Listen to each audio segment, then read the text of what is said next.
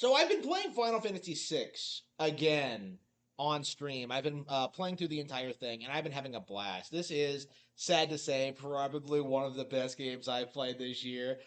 This technically feels like a brand new game to me. For first of all, because it's been so long since I played Final Fantasy VI, but the Pixel remastered version added a lot of cool new additions. So playing Final Fantasy VI, seeing the rebalanced combat and the cool new elements, the visual upgrades. Like it's really made me fall in love with the game all over again. All right. I love Final Fantasy VI. But as I sit here playing through this game, I am faced with a conundrum. Something that I've never really thought about before because I haven't really played enough Final Fantasy games to have an opinion. But is Final Fantasy VI better than 7? And because it's been so long since I played like lots of Final Fantasy games, it's been a while since I played 10. It's been a while since I played 4. 6. This is the first time I played in the decade. I've played 7 somewhat recently. 7 was the last one I played actually. Like the way it feels to me now is that like both 6 and 7 are amazing, right? But I also feel that like 5 and 9 are really overlooked as well, which I hardly ever played. So like for me, I'm not even sure what my favorite Final Fantasy game is right now. Like I want to say it's 6, like, but it might be 7.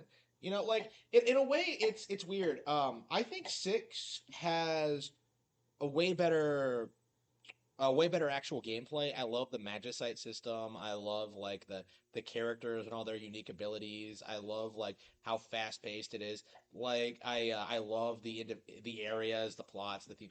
Like there's the sense of humor. Like there's a lot to like about 6, but honestly, like as I think about it, like I think Final Fantasy VII in a lot of ways is a completely novel RPG. Like even today, like 6, I think has been imitated and done better by lots of other games. Dragon Quest XI is a recent example that kind of ripped off the whole concept of like having the world end like halfway through and having to deal like with the post-apocalyptic setting.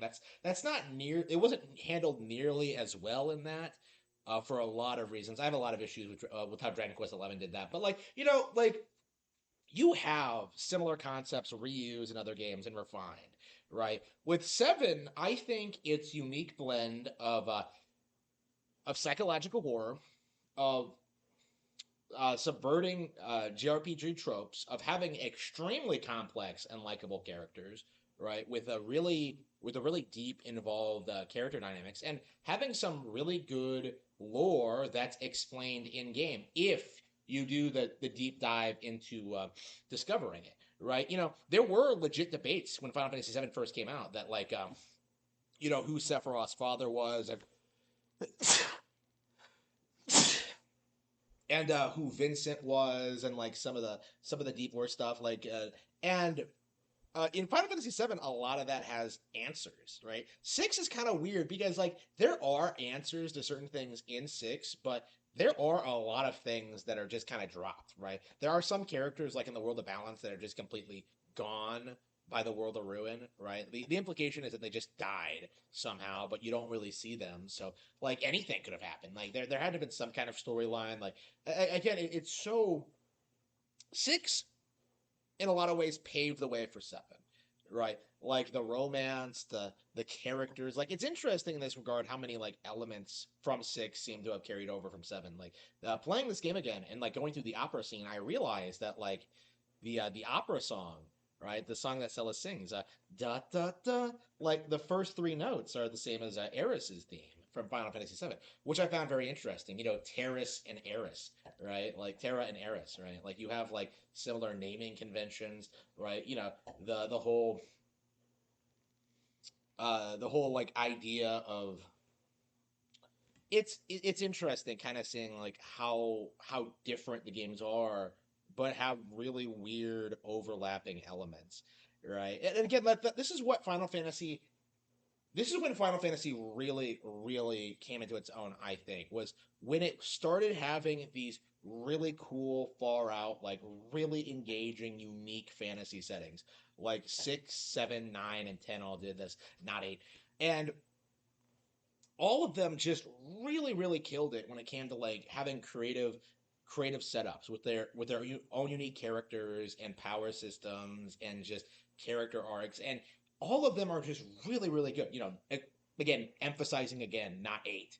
But when you look at like Final Fantasy VI versus seven, it's it's like, hmm, I do think in certain ways I do prefer seven, right? Like I do think seven might actually be something I prefer more. Like, because I think seven has a lot of replay value for an RPG, right? Because the game, six is like this as well, but I think it's especially true for seven. Seven really, more than any other RPG I've ever played, really respects your intelligence, right? Like it really expects you to understand how the characters think, like what they believe, um, their relationships with each other, right? It's really really well thought out. Like I for the first time ever, I went and got Red 13's ultimate weapon, right? I went back to Cosmo Canyon and got like um I went to go see the old guy, like I think his name's Bergenhamen or something like that. Like I went to go see him and he gave me the ultimate weapon and then he just died, right? Out of nowhere. And I was just like shocked by it. Like, wow, I had no idea that happens. And I was like heartbroken by it.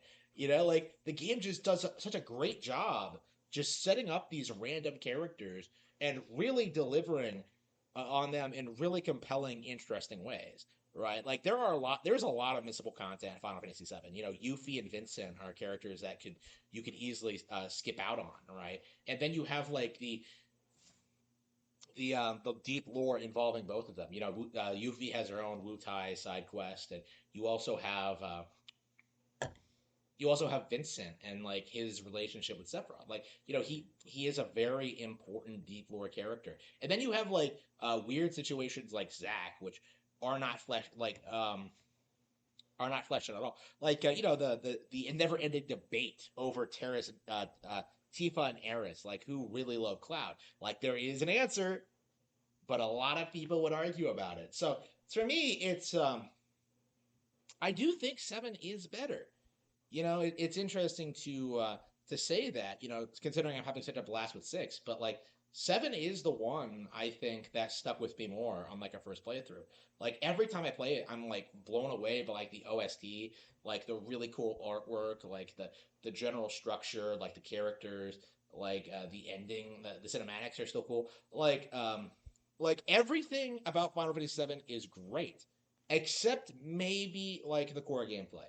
Like I do think Final Fantasy VII is the entry where like Square Enix really, really, really scaled back the difficulty, right? Because as a first time player, did not find Final Fantasy VII challenging at all. And like the more I play around with it, and the more I learn the system, and the more like it's just not engaging. It's not interesting. I don't enjoy what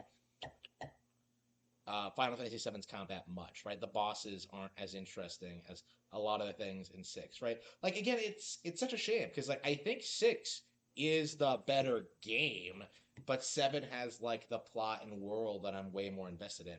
So like it's really interesting. It's definitely something I'll have to think about a lot. I do expect I will be playing every single Final Fantasy on Switch in the near future. I do think that's kind of where I'm at right now. I played through the original already. I'm playing through six. I'm gonna play five after I finish that. So, like, trying to think about this and trying to decide which one I prefer is it's a really interesting experience. I think I really wish I had a more concrete idea, but right now the answer is absolutely up in the air.